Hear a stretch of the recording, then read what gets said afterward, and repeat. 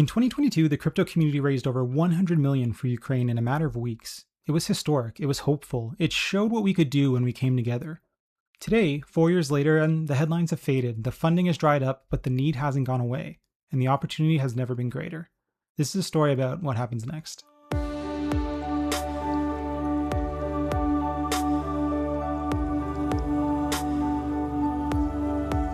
When Russia launched its full-scale invasion of Ukraine in February 2022, the world responded.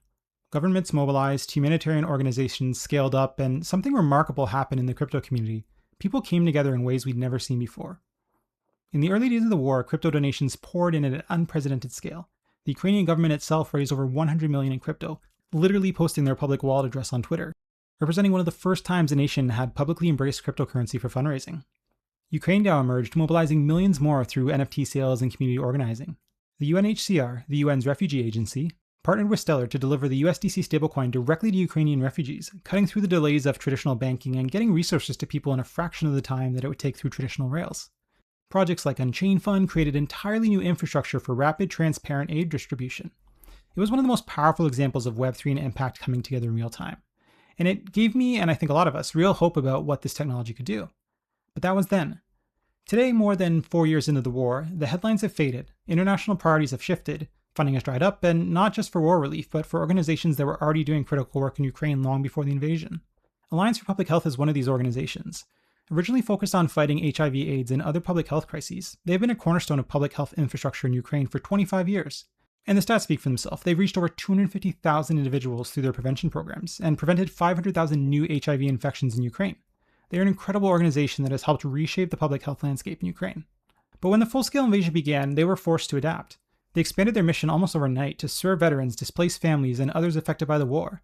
And this mission seemed to continue changing daily as new needs arose, and they worked urgently to meet those needs. One of the programs they developed is called Touchpoint, a specialized rehabilitation program for veterans who lost their sight during the conflict.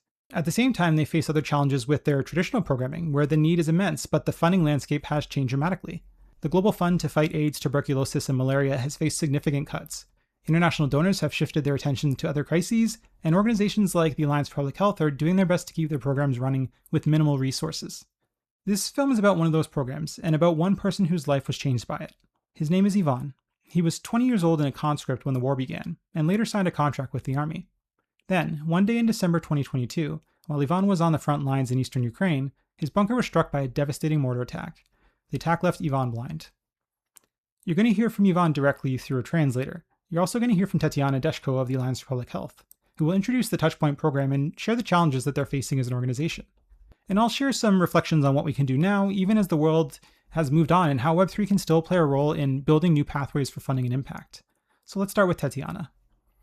We are a Ukrainian organization. We started back 25 years ago, focusing primarily on HIV programs, but we then expanded to TB, to hepatitis C, with a very significant role that we play in Ukraine. For example, from 40 to 50% of all new HIV infections in a year are identified through our program. So it's 3,000 to 4,000 cases annually that we find with our teams.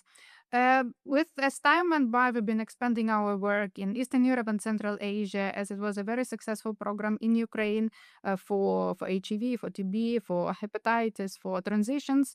And we've worked in over 60 countries in the world, supporting other programs to grow. In 2022, our work changed dramatically as the war came in. So since then, we were not working only in public health. We were just working as humanitarian workers. We were doing evacuations. We were doing medication transportation. We were supporting people settle in new places, buying some kitchenware or supplying gas to their new places of living. We were supporting winterization. Then when Russia bombarded our electricity grid and we had to buy wood or to buy other things for people to be able to carry on, or generators, or petrol for those generators, or when the dam in Kakhovka was exploded, we had to evacuate people from there. So every day we had new and new things coming in, and it continues. It's an avalanche of needs. In the wake of the 2022 full-scale invasion by Russia, many nonprofits were forced to adapt and become humanitarian workers. They changed their missions overnight, opened their doors to those in need, and creating new programs with a sense of urgency to respond to the avalanche of needs that Tatiana mentioned. One of those programs was Touchpoint. Back in 2023, we were approached by the Ministry of Education with a critical gap and the need for support that they had. They said that there are a growing number of veterans who were blinded at war, which need a special training course to support their rehabilitation and integrating into society. So we're in a unique situation whereby we have many people in the warfare, in active warfare, and it's not usual to have so many people who have lost sight together with other multi-trauma. So that's a very unusual case. So we had to move quickly, and we were lucky to receive funding from World Health Organization, and we jointly with the groups in Ukraine who have experience with working with young blind people, with blinded adults, with those who were in the warfare. We developed a course, actually, this Touchpoint program, which consists of first an intensive 4-week training. It's an on-site training which is conducted for groups of veterans and accompanying people. Normally it would be 10 to 15 people in one course. It can be up to 20, whereby they undergo through training related to navigation on site and orientation in space. This is something that a person who is newly blinded, an adult person, so it's really walking with the stick, understanding the sounds around you, being able to throw the ball to the thing and anything in the right distance, and so really orienting around, getting to understand your space without seeing it. One of the most difficult things for person who is an adult person who is blinded is really to accept that you are blind, you will not see anymore. That's a very difficult thing because people they still keep hoping that it will come back, that the sight will come back. So really kind of, and it's very important to understand that, well, this is the new situation and you have to be able to deal with it in a different way. You have to learn some other things to be able to function properly. So mental health is very important part of it, and this accepting yourself, but also being able to connect well with the others, with people around you. In 2024 and 2025, we have conducted 4 cycles of this program for over 50 people who have gone through them, whereby they had these 4 weeks of intensive training, and then they were followed up during a month by professionals from this course to actually support people on site. The program is intentionally designed to help participants move from a place of hopelessness, fear, and uncertainty to one of support and hope for the future. And a huge part of this is the community built around the program. Becoming part of a community of people who have similar situation, it's a lot of peer support, a lot of self-support. Many of the trainers who are actually leading the course, they also have lost their sight. Some of them, so for example, IT courses was done a person who is completely with complete sight loss. Then some of the physical interventions was also done by this person. So there is a lot of peer support to it, and then after this cycle, people still continue to be in touch. They continue to support each other, but they also continue to exchange in some of the useful innovations, some kind of new apps coming in, some new ideas, new possibilities. So it is all very, very important. So this course is really very much about psychological rehabilitation, but also about physical rehabilitation and orientation with yourself, with people around you, and with your new life. As Tatiana highlighted, the Alliance didn't set out to run rehabilitation programs for veterans, but when the need arose, they stepped up, building Touchpoint from the ground up to serve people like Yvonne. And the impact has been nothing short of extraordinary. I could share some stats, but really I think the most powerful way to show this impact is to hear from someone who has experienced it directly. And so I'm so excited to introduce you to Yvonne. До повномасштабного вторгнення Well, в before the Україну full-scale invasion, я I вчився, дуже used мріяв to study. відкрити свою I had a справу, dream стати to start my own автомеханіком. business and to become Вчився на автомеханіку. to have the car repair shop. I Потім was studying to become the car mechanic. учобу Then I finished my studies and I started working at the car repair shop. Then I turned 18 and I was conscripted to the compulsory service to the armed forces of Ukraine. And then the war started. In December of 2022, Ivan's bunker was hit by a mortar, and his life changed forever. Найбільші виклики це Well, the змусити major себе challenges was чимось to зайнятися, make щось myself зробити. Тому get що, into doing от, something. як це було у мене, це Because, well, in my я case, 24/7 просто знаходився I у себе was в just кімнаті, staying слухав книжки, in my room 24/7. I і was нічим listening не to займався, audiobooks. чекав просто, I was поки doing звільняться nothing. мої друзі I або was рідні, just щоб waiting кудись for піти, або, some of ну, my щоб всюди friends мені or family допомагали. members Бо have я, some ну, time майже and go нічого somewhere with me не to міг help me with зробити everything. сам. I could Перше, hardly do коли anything я on my потрапив own. до лікарні, Well, це then освоєння when I go to телефону the для мене hospital, було I had to жахом. master Я my просто не telephone to розумів, manage як it. It was вирішувати. horrible for me. I could not understand how I would continue Мовитися. and manage it. Well, that's it. Once Ivan joined the program, he was surprised with how much there was to learn.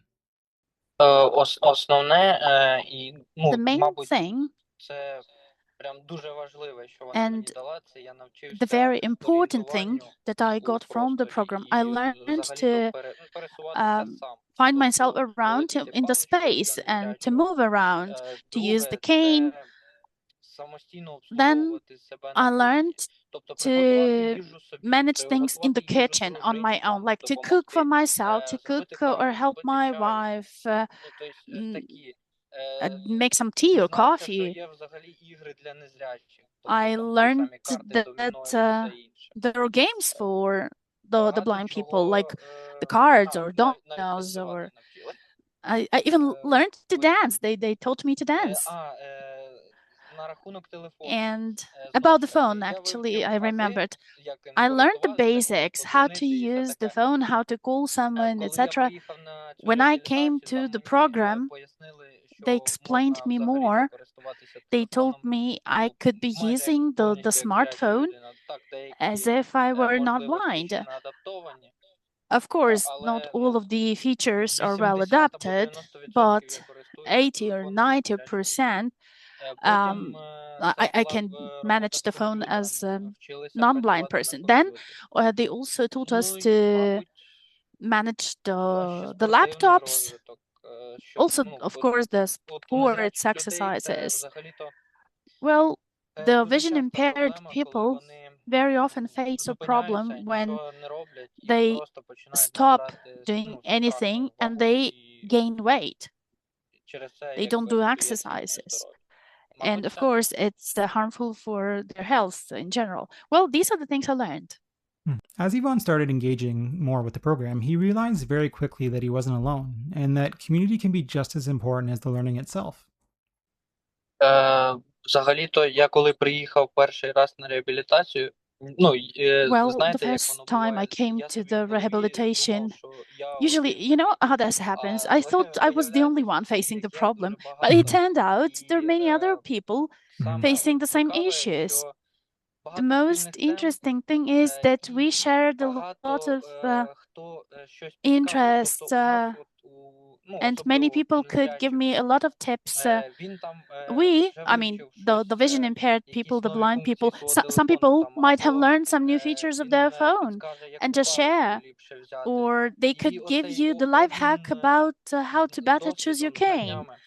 So this exchange of Багато experience and tips and самих life hacks реабілітологів, людей, is які important. ну, Also, the просто experts on the наче, program, the ну, я не знаю, для мене, rehabilitation типа, якось було, якщо ти незряча people, людина, well, то все, you know, в тебе because там якесь I had інше this відношення. Ні, attitude, well, you're a blind person and працювали, they should be treating you підтримували differently. нас It's not like і, that.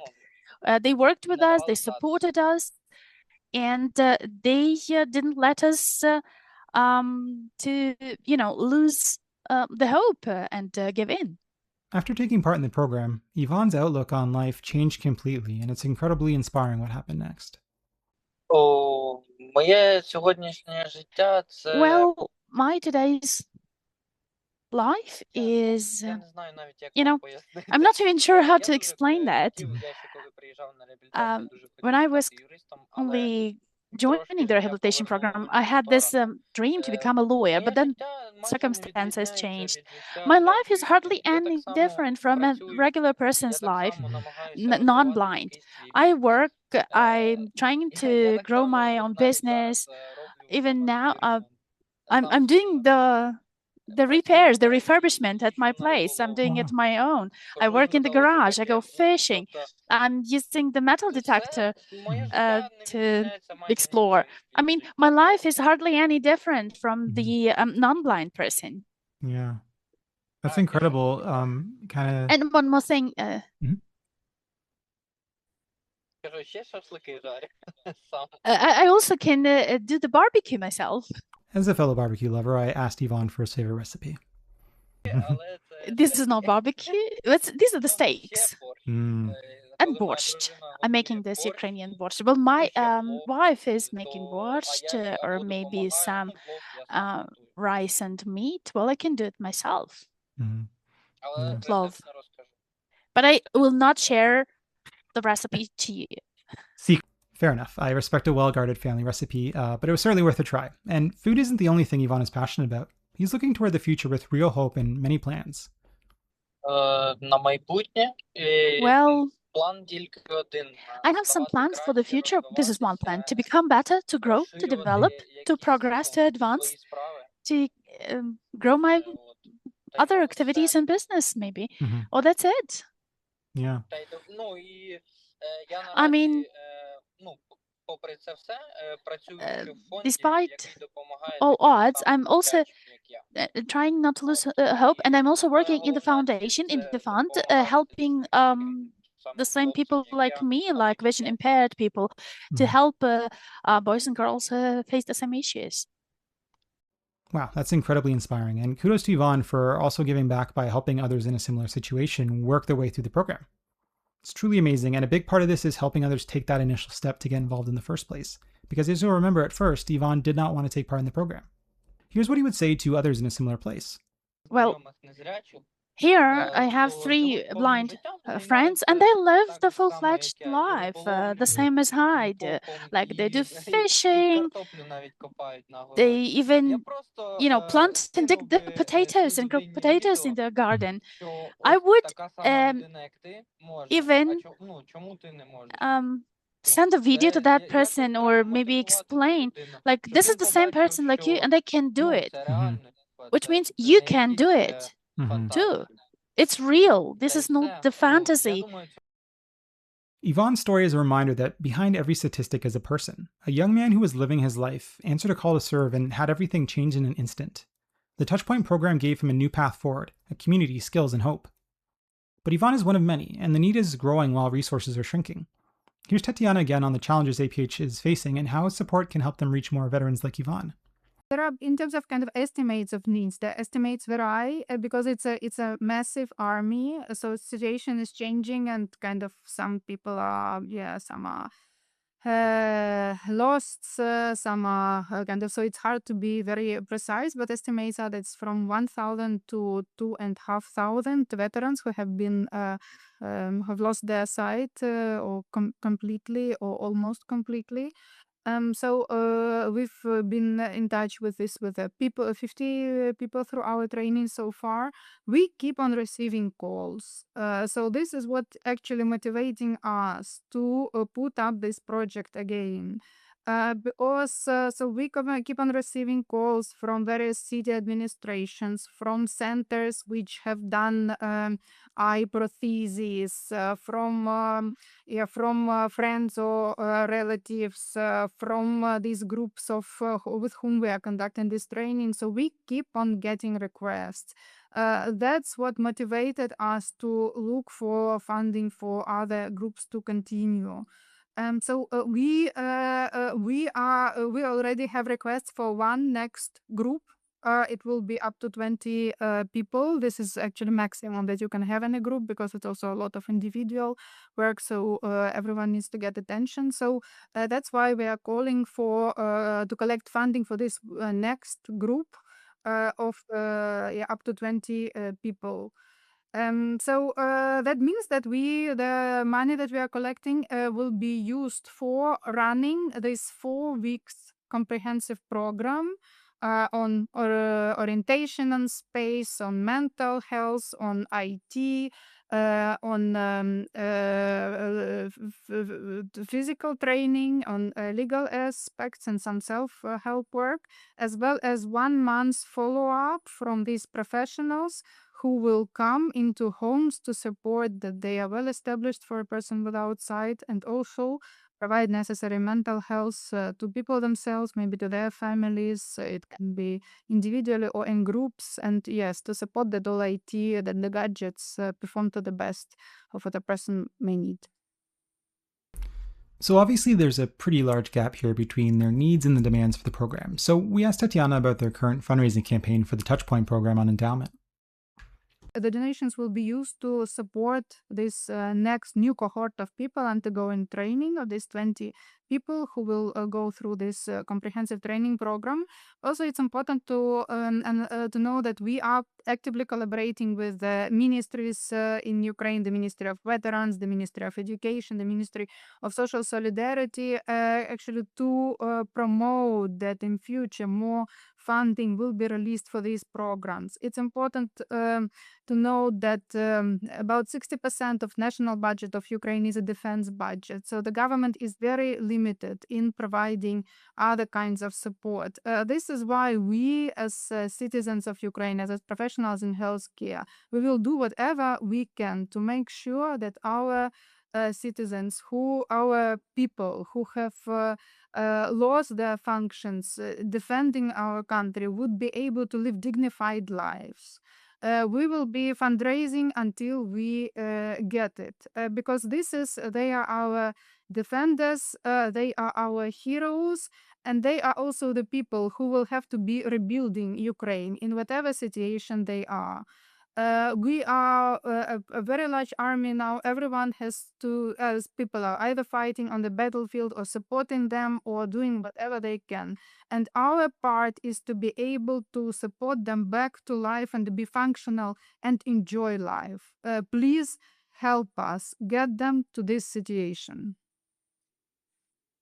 Listening to Ivan and Tatiana, I kept thinking about the early days of the war. In 2022, when the invasion began, the crypto community showed up in ways that truly moved me. Millions of dollars flowed to Ukraine in a matter of days, and the Ukrainian government's crypto fundraising campaign was historic. Then there was UkraineDAO, which raised funds through community-driven NFT sales and brought a lot of people together in the process. And then, of course, one of my favorite projects at the time was the UNHCR's partnership with Stellar to deliver USDC stablecoins straight to Ukrainian refugees. It was such a good case study on how stablecoins, one of crypto's most compelling but also maybe a little boring use cases, can be used to transfer funds instantly to those in need. And this use case has been applied in many other contexts since. That was a moment when the world was watching, and the crypto community proved what was possible. But today, the reality is different. 4 years in, and a lot of attention has faded. Donor fatigue has set in. There have been massive cuts in humanitarian aid around the world, due in part to the decimation of US aid, which has left a massive hole in international aid efforts. At the same time, international priorities have shifted to other crises, and governments have reallocated funding towards military spending instead of humanitarian aid. And the organizations in Ukraine that pivoted to serve veterans, displaced families, and others affected by the war are now struggling not only to maintain the programs that they built, but the programs that they've been delivering for decades. The need in Ukraine hasn't gone away. If anything, it's grown. More veterans returning with injuries, more people need support, but the resources aren't keeping pace. So the question becomes, what do we do now? At Crypto Altruists, we've been partnering with the Alliance for Public Health, along with a great organization called Social Equation Hub, to create new pathways for funding their work. This includes a fundraising campaign on endowment specifically for the Touchpoint program. This makes it really easy to donate crypto directly to verified nonprofits, and every donation goes towards supporting veterans like Yvonne. This opens a new potential revenue stream for the Alliance. And one thing that is really neat about endowment is the Universal Impact Pool, which uses quadratic funding to allocate a pool of funding to nonprofits who receive donations through endowment. Effectively, it's like a matching fund and amplifies donations. Quadratic funding sounds complicated. I don't want to go into too much right now, but I will throw a link in the show notes where you can learn more. We have a bunch of resources on it. But this is really just the beginning, and here's what excites me the most about working with APH. There are no strangers to innovation. Back in 2004, they developed Syrex, that's S-Y-R-E-X, a cloud-based application now used in 17 countries. It allows field workers to scan QR codes, fingerprints, and barcodes to identify clients and record services in real time. This replaces paper files with secure, synchronized data that's accessible across teams instantly. It's a real-time dashboard for humanitarian work that they built over 2 decades ago when I was still using MSN Messenger. More recently, they launched Twin, that's Twiin, an AI assistant for health that's helping people access information and support in new ways. This is an organization that understands technology. They've been no stranger to trying new things and taking the lead where necessary, and as a result, have built some really incredible infrastructure to serve people at scale. And they're excited to explore what's next. And that's where I see real opportunity with Web3. For many nonprofits, crypto philanthropy is the starting point, and that's where the need is right now for APH. But the possibilities go far beyond donations. When I'm chatting with nonprofits who are thinking about whether to get involved in crypto, I almost always recommend that they set up a wallet and begin accepting donations in cryptocurrency. It's relatively simple, low risk, and in doing so, it gets their foot in the door and unlocks a myriad of possibilities. We've already seen what's possible with stablecoin-based cash transfers through UNHCR's partnership with Stellar and projects like Unchained Fund. We've seen full payment systems built to bypass oppressive regimes in Afghanistan and Myanmar, platforms that allow nonprofits to verifiably track their impact, smart contracts that can predict when extreme weather is going to occur, and preemptively providing aid to those most likely to be impacted. Imagine what APH could do with similar infrastructure, getting resources directly to veterans and their families without the delays, costs, and headaches of traditional rails.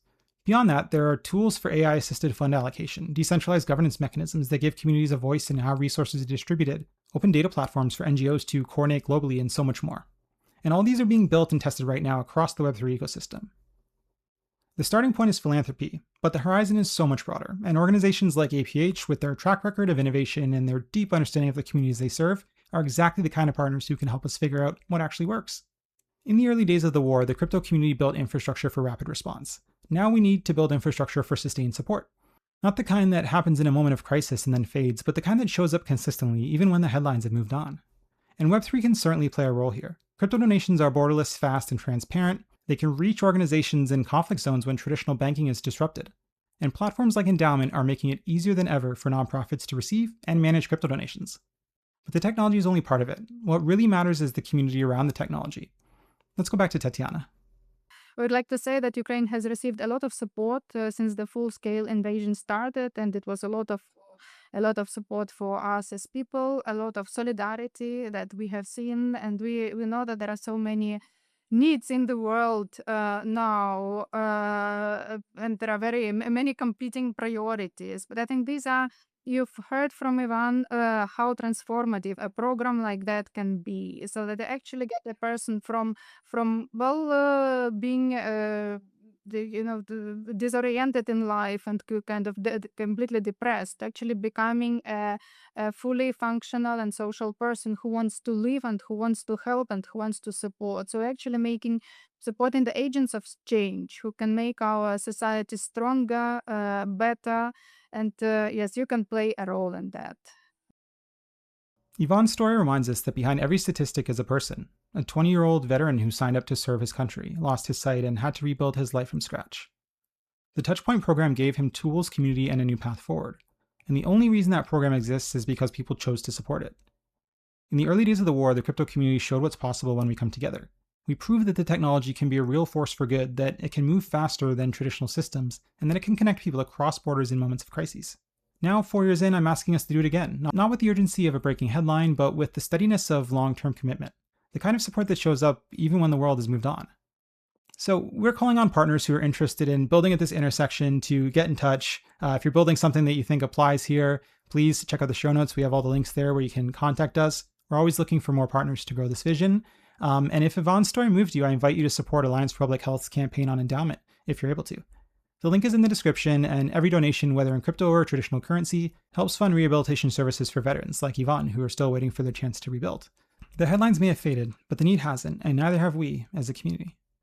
Thank you so much for watching, and if this story resonated with you, please share it with someone who needs to see it. Thanks.